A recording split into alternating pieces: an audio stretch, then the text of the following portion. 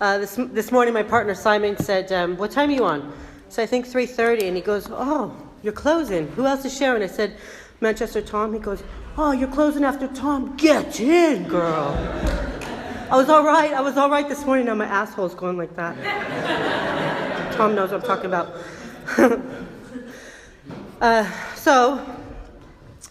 With that, because I'm full of fear and because I'm self-conscious and all that other shit, I'm going to pray real quick. Anybody who wants to join me, you're more than welcome. If it's not your bag, you're more than welcome to just sit and not pray with me too. That's cool as well. God, thank you so much for bringing me up here today. Thank you so much for bringing me to Cocaine Anonymous. I pray that you remove my fear and direct my attention to what you would have me be. I pray that you would put words in my mouth today that somebody in this room needs to hear. Amen. Amen. My name is Sarah Dianabel. I'm a grateful, recovered addict. Woohoo!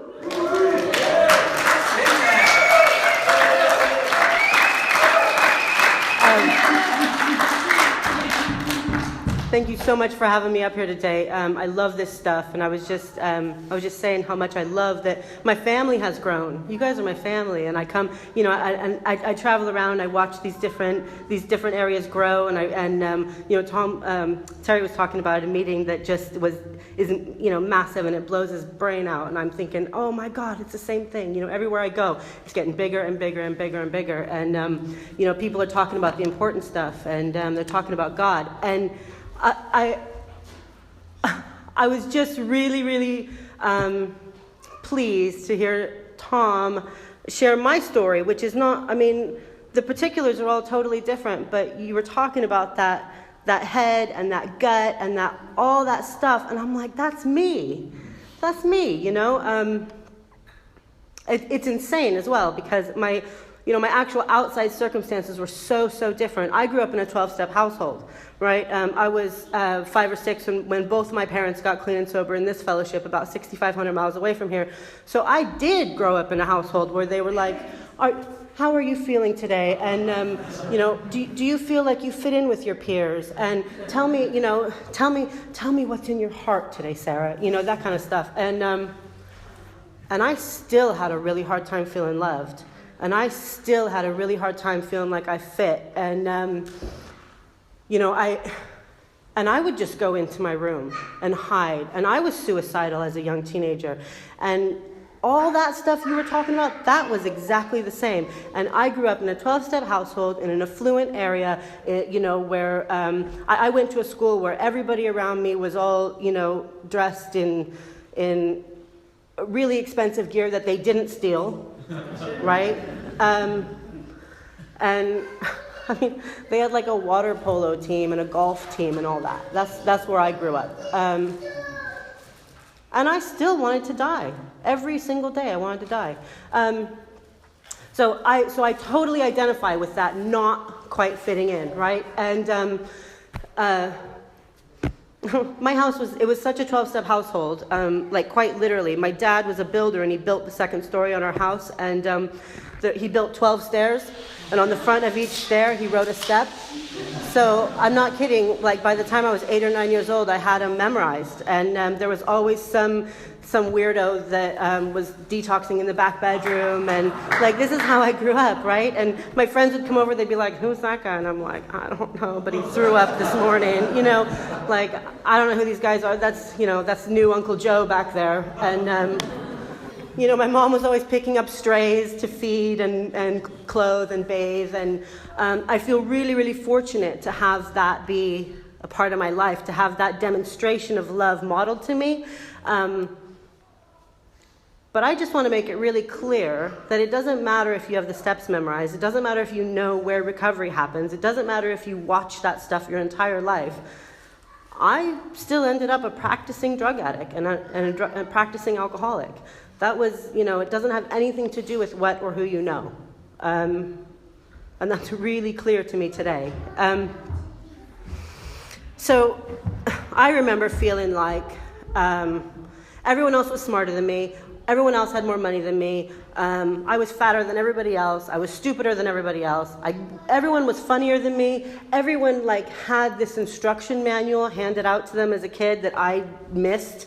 I didn't like get how to sort of do life, and I didn't feel comfortable. And like, I remember that I didn't even know how to stand, right? You guys have seen me do this before. I know it's old hat, but it's my story. So I'd be like, there'd be this circle of people standing around, right? And I'd be,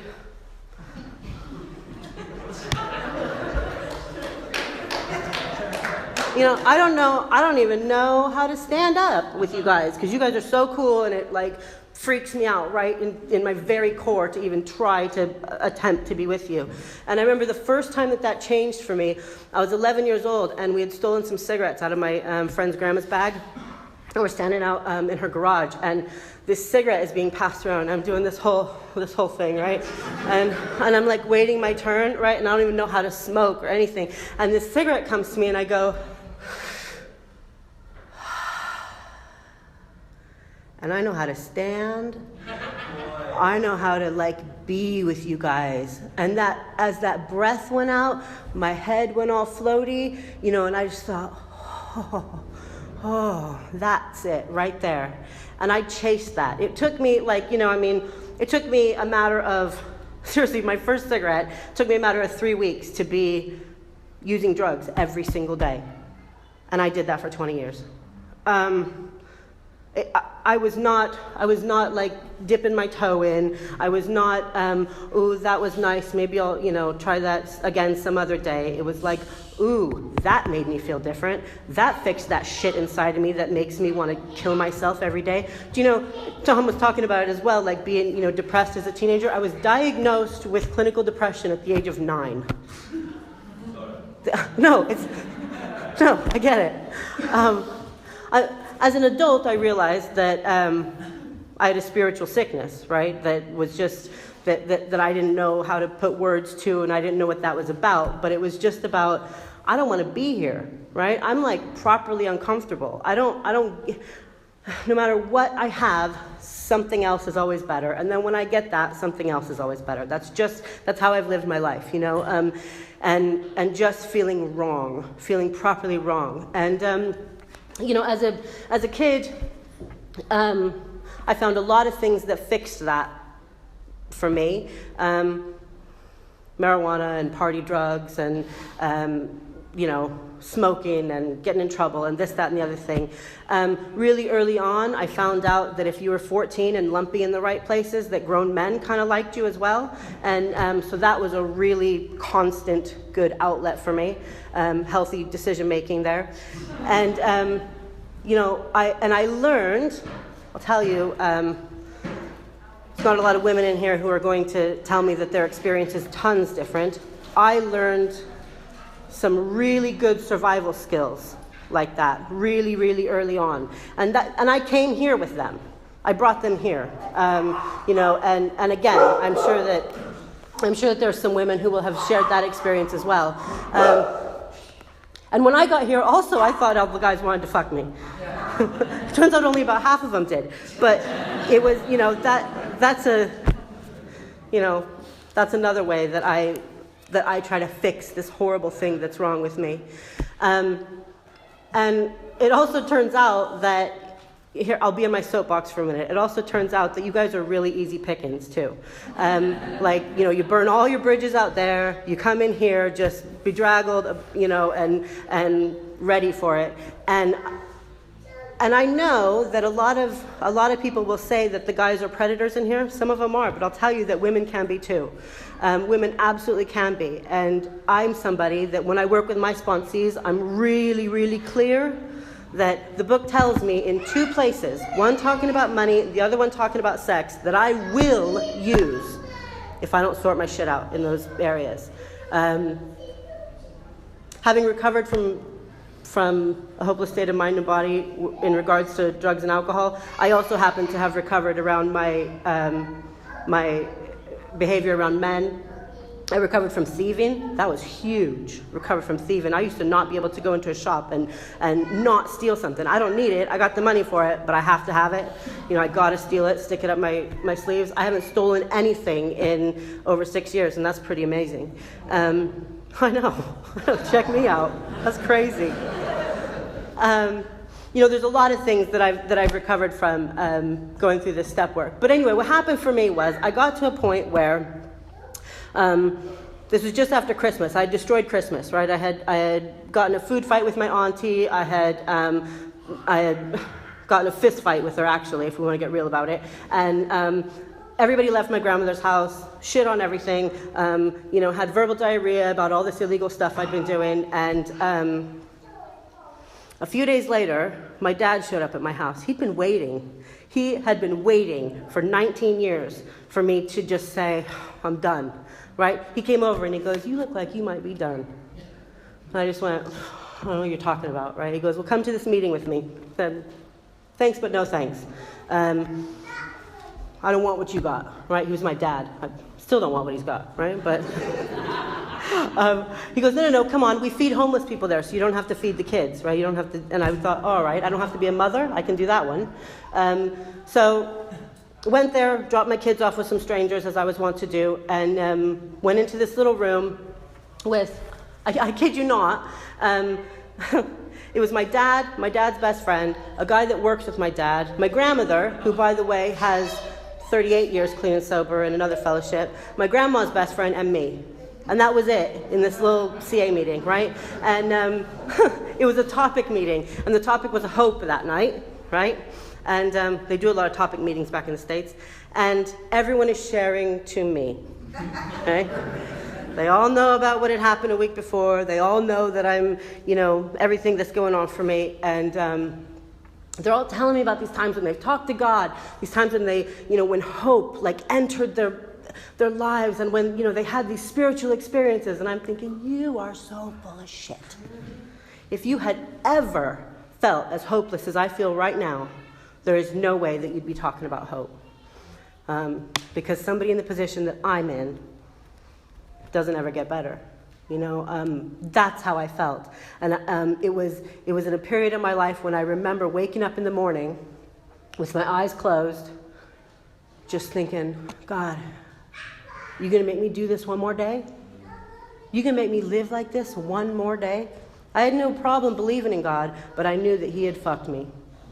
That was the case. That was the situation. I knew he had done something to me. And I just...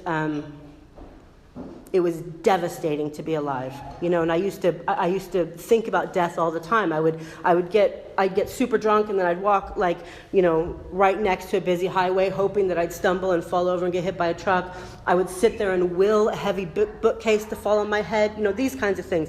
Couldn't quite get up the guts to kill myself, but was constantly fantasizing about it.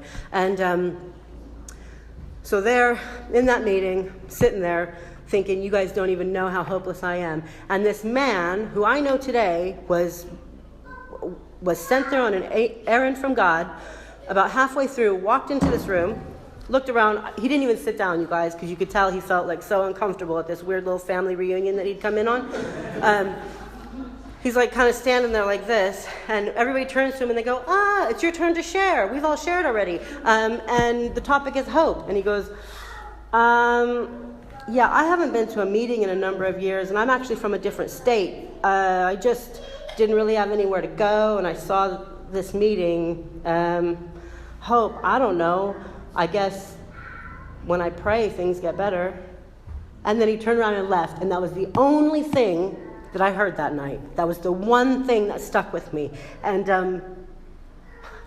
I'm gonna cry, because that was a miracle. That man was sent there for me. I don't know who he is. I don't know where he's from. I don't know where he is now. But he was mine for that couple of minutes. And that night I went home, and I was lying in my bed, and all I could hear was him saying that. When I pray, it gets better. And I remember that for a few years previous to that, I would try to pray, and I remember feeling this blackness inside me, like this actual physical revulsion to it, like God was not letting me pray. I remember being so angry, I can't even pray, right? And that night, I'm laying there thinking this, and I see a light come up out of my chest, this white and yellow light, and I kind of raise up off the bed a little bit, and I hear this voice from outside me say, "Sarah, you can pray now." And it was not my voice, and I got up, and I'm willing to admit, may have been the hallucinogens I was on the day before, okay? That's fine. Whatever it was, I don't care at this point, because it got me up out of bed, on my knees. I put my face on the floor, and I was sobbing, and I said, "God, I don't know what to do. You show me what to do, and I will do that thing. I will just do it. I don't know what it is, but I'll do it. Put it in my path, and I will just do it, because I can't live like this anymore." And that was my first moment of like real willingness. That was my first moment of something's got to happen different here. And I haven't used or drank since then. That was over 6 years ago. But that moment isn't what kept me clean and sober, but that moment gave me a little bit of motivation to do something about my situation and to reach out and to actually form a connection with this power that kind of stepped in at that moment. So the next morning I got up, I cleared everything out of my house, cleared all the paraphernalia out. By this time in my life, some stuff had started to come together again. Like, I used to go through these cycles of like, all right, homeless, junkie, kids taken away, I got nothing, traveling up and down the west coast of the United States from Canada to Mexico, just trying to make some money, and then skip town before somebody, finds me again. And then coming back to my hometown, building myself back up again, got a place to live, got, stuff together, and I seemed to go through cycles like that. And this was in one of the cycles where I had a place to live. And I got rid of everything in my house, alcohol, drugs, whatever, paraphernalia. The husband, I got rid of him too in a day or two.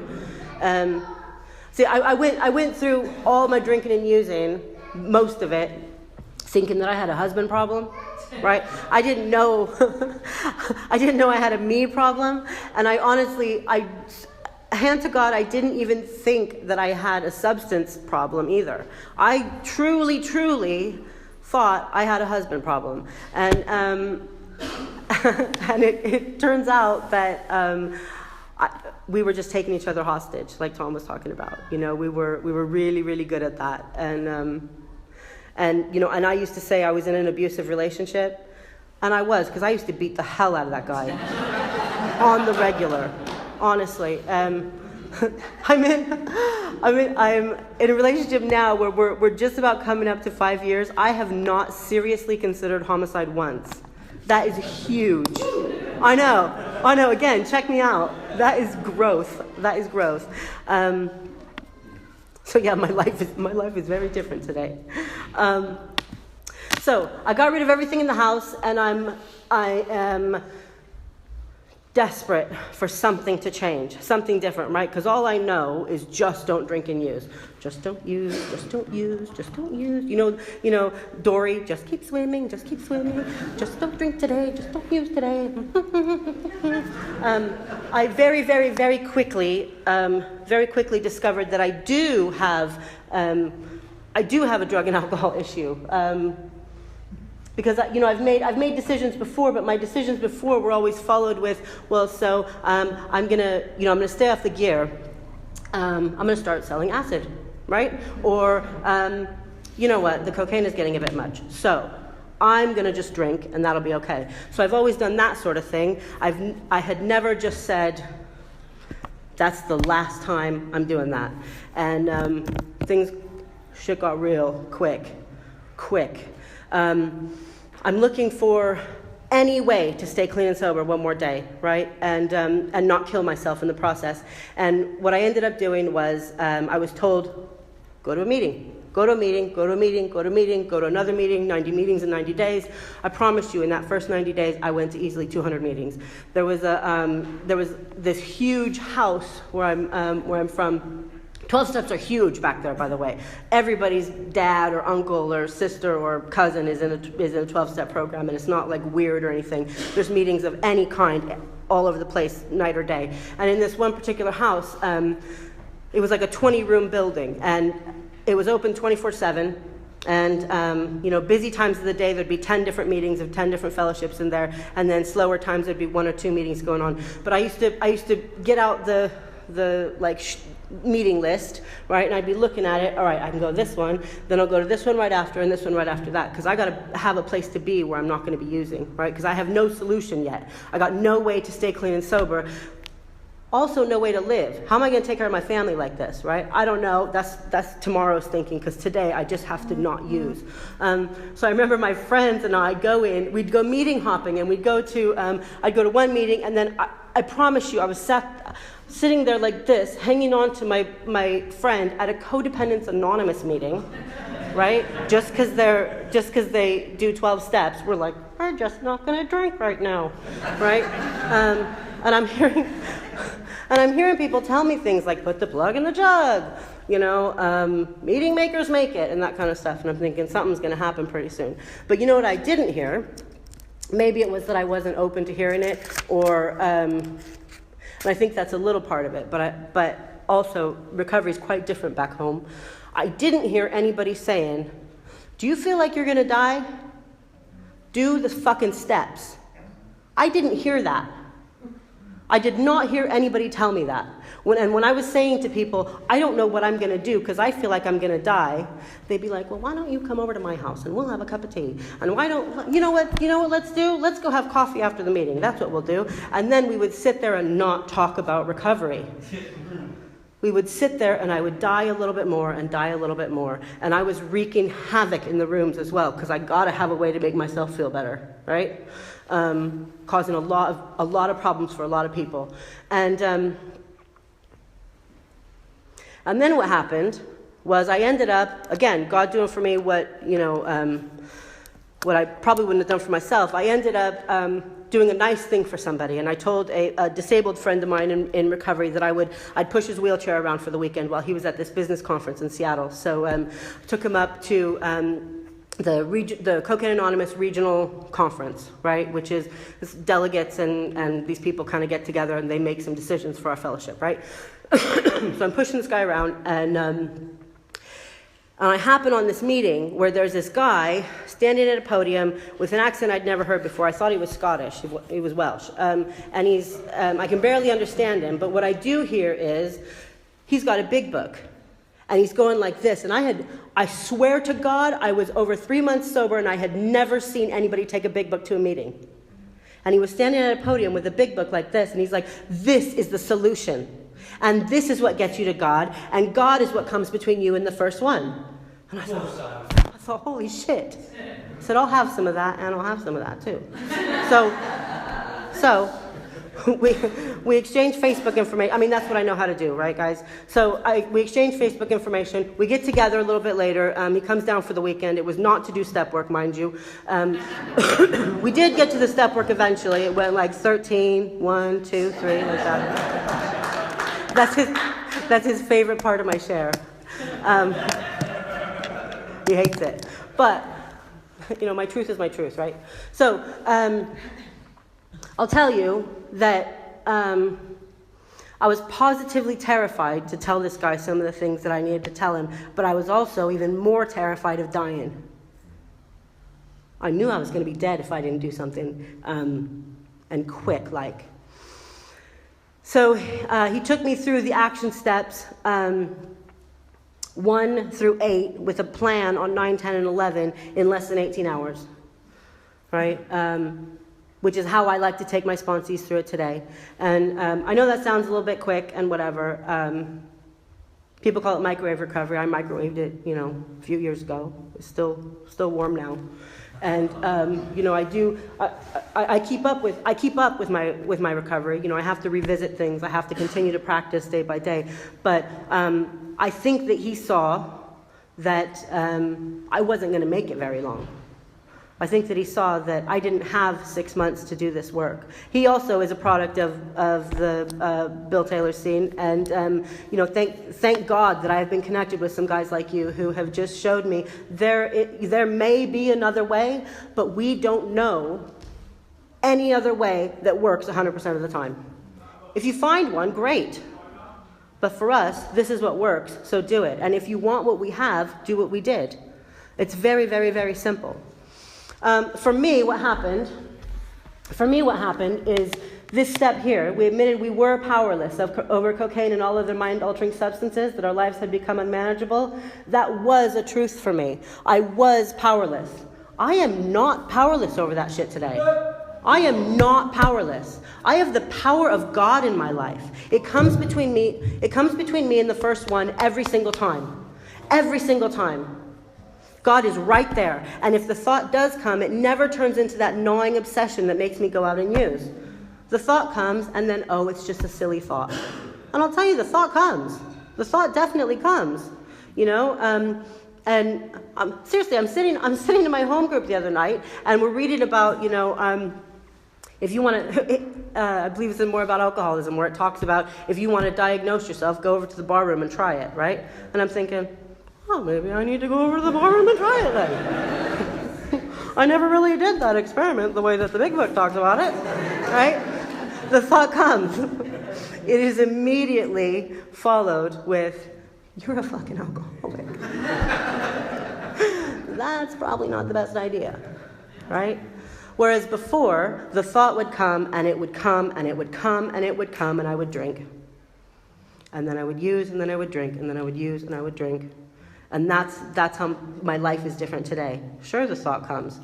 Thought's always going to come, as far as I know. Like I said, I've got this disease in my family. Some recovered, some not. And for my recovered members of my family, the thought still comes. My grandmother was telling me, bless her, she's a drug and alcohol counselor, right? And she's been clean and sober longer than I've been alive. And she said to me, she goes, you know what? Sometimes I'll be sitting there talking to a junkie, and I think, how can I properly counsel this person? I've never injected heroin. I should probably try that. And I think that that's just how we're built. I think that our brains are just made that way. And, I love, I think it was Terry talking about earlier, saying, grateful for having that drug and alcohol experience, because otherwise we wouldn't be here. I know for a fact that I was never going to grow up to be a missionary. I was never going to grow up to be a nun. That was not God's plan for me. In order to work for God, I had to be knocked on my ass to the point where I didn't have another option. I did not have another option but to go through this step where I get connected to a power that's greater than me and work for him on a daily basis. I don't really care what you call your God, and I personally don't think that God cares either. I think God cares a lot that you call him, but I don't think that God cares really what you call him, because I've seen a lot of people with a lot of really strong connections to God that call him all kinds of things. I have a friend back home who calls him Gus, a guy upstairs, that works for him. I have a lot of friends who call him Allah. I have a lot of friends who call him Jesus. That works for those people too. I think that that's a beautiful thing. I call him God, and I call him a lot.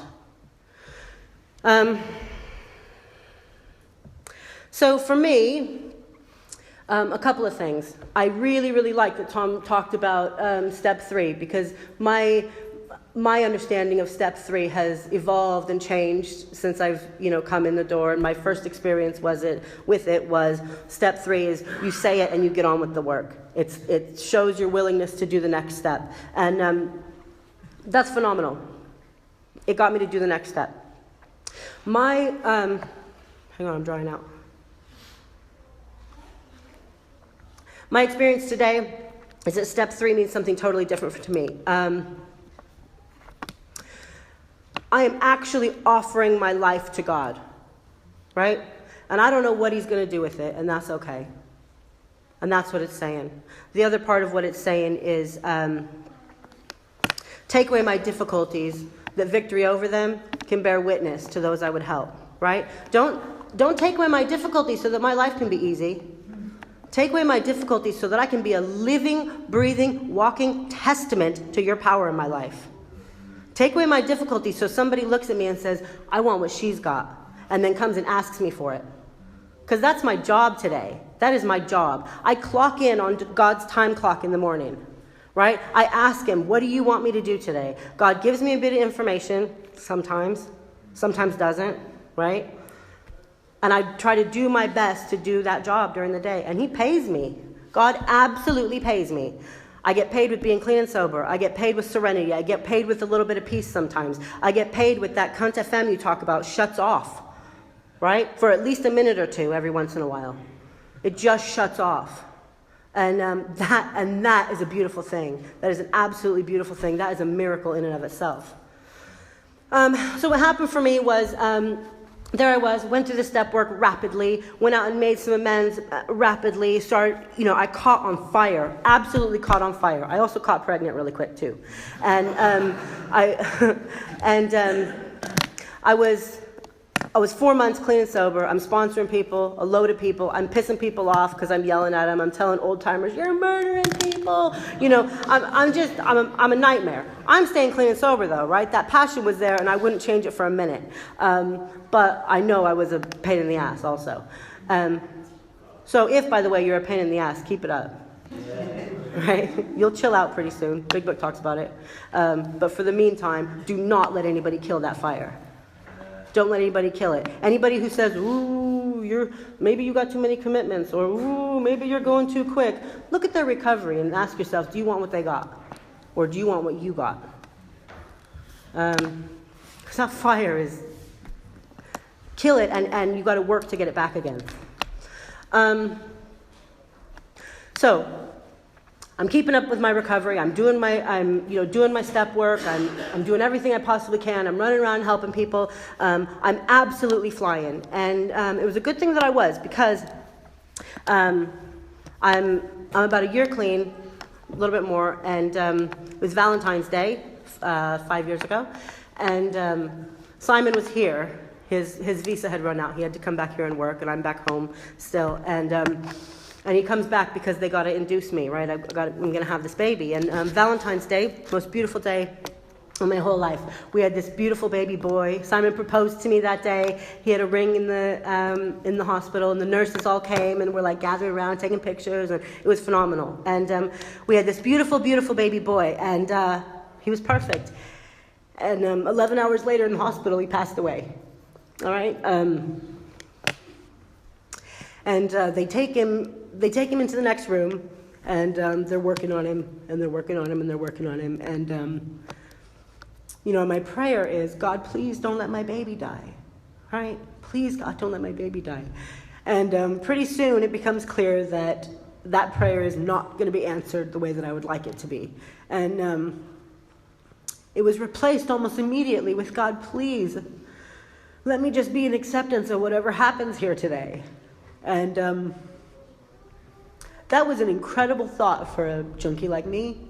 That was an incredible, incredible thought. We went back to the hospital room, and Simon and I just prayed. And we prayed, please, let this experience help somebody. Let this be of use to somebody.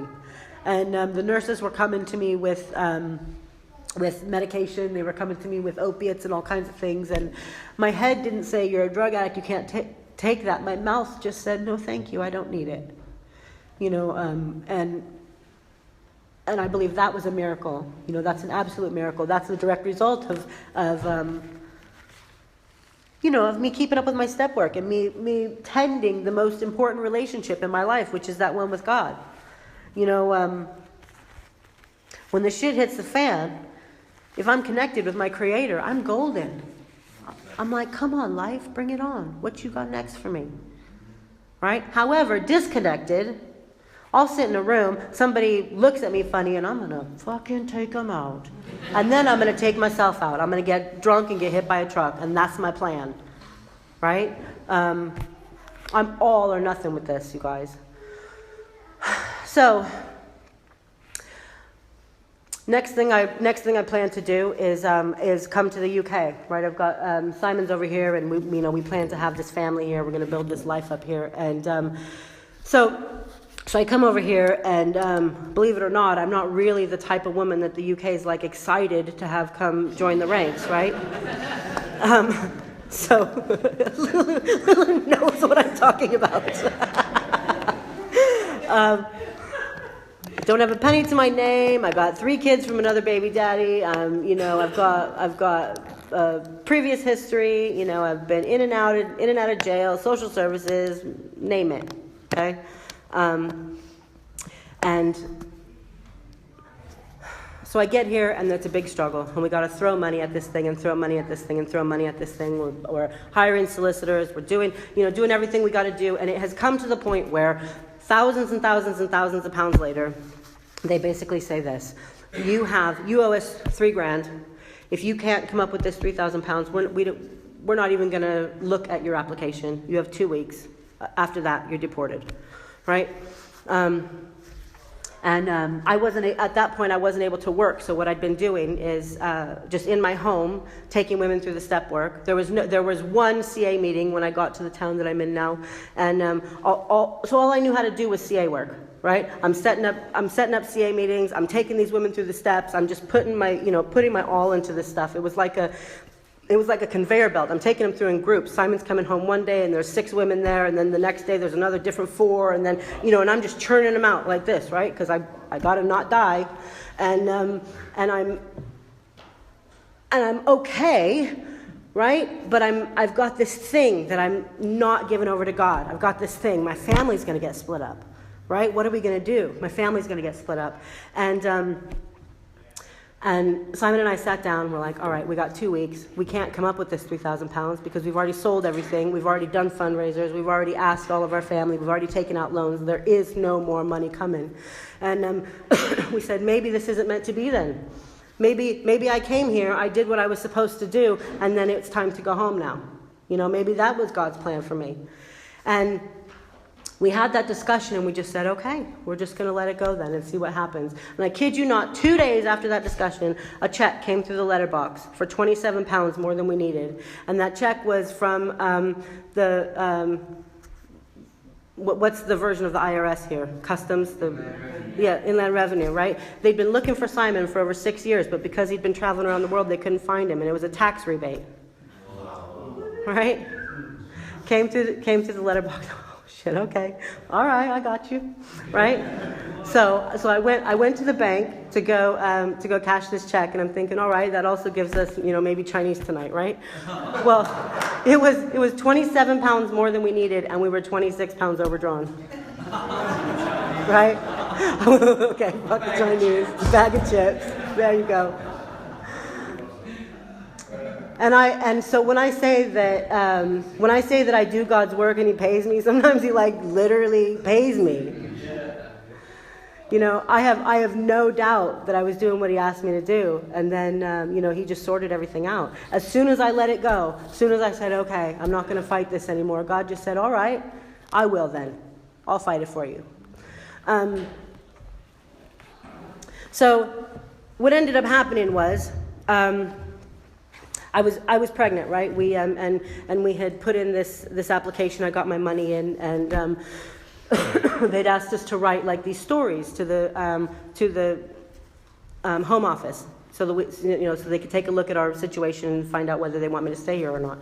So I'm writing the story, and obviously it includes the death of our son, and it includes that now I'm pregnant with another baby, and this, that, and the other, and here's our family, and we'd like to stay together.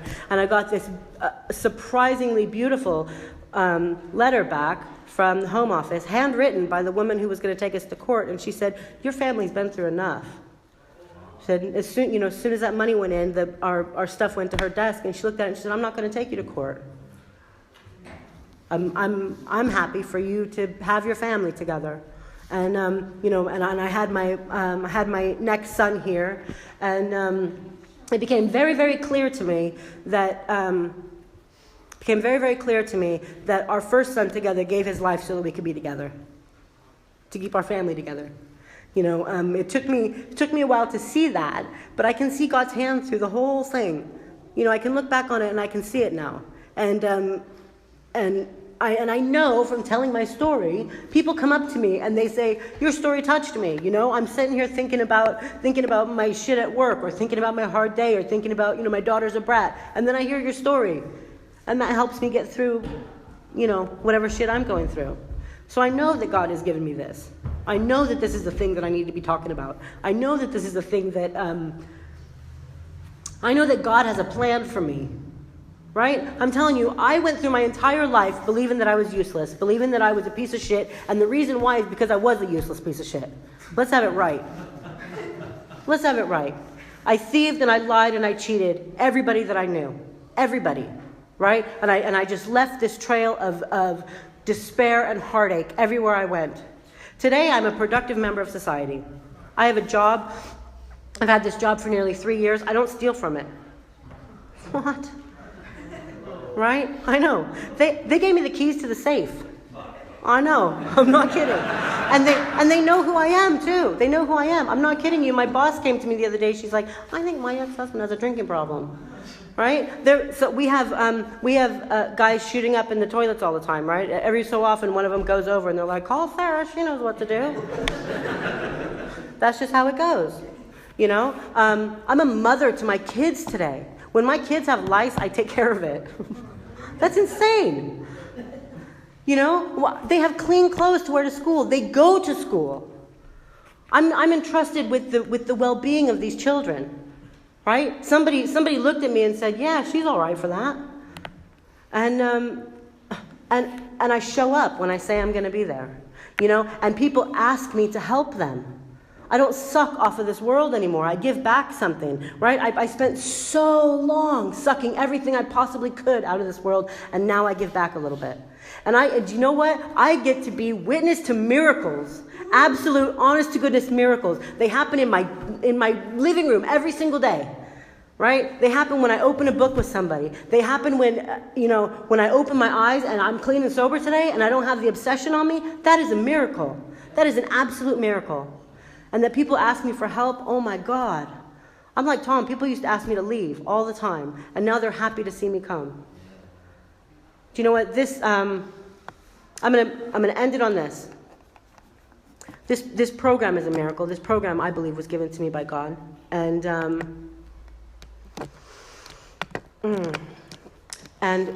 if you're dying, if you don't know how to live, if you're dying, if you don't want to be here anymore, look around the room, see if you can find somebody who looks like they don't want to kill themselves, and ask them how they got that way. And then do the things that they tell you to do. And I know that the God word can be a little tough and a little hard to swallow, right? And if the God thing is just too tough for you to swallow, you can go try a little bit more controlled crack smoking and see how that works for you. And then come back, because we'll still be here and we'll still be talking about God. And we'll be more than happy to talk about God with you. Right? It doesn't have to be scary. It doesn't have to be over the top. It just has to be a little bit of willingness, a little bit of hope that you might also get what we got. But you have to do what we've done. Thank you so much for having me here today.